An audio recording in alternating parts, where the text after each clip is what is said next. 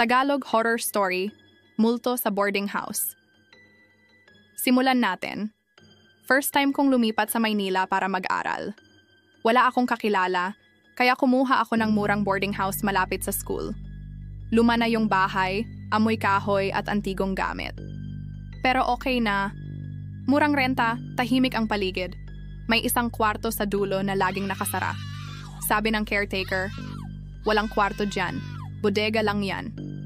Pero gabi-gabi, may naririnig akong kaluskos mula roon, tila may naglalakad, tila may umiiyak. Isang gabi habang nag-aaral ako narinig ko ulit ang iyak. Hikbi, Hikbi. Lumapit ako sa pintuan ng bodega.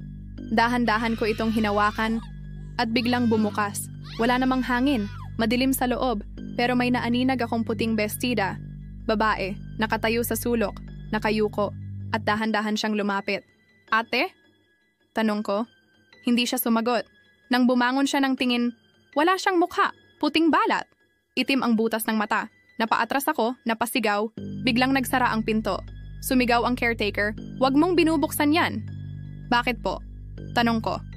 Yung huling tumira dyan, nagpakamatay. At mula noon, hindi na siya umalis. Pero bakit ako sinusundan? Sagot niya, baka kasi, ikaw ang kamukha niya. Sa boarding house, hindi lahat ng kasama mo, tao.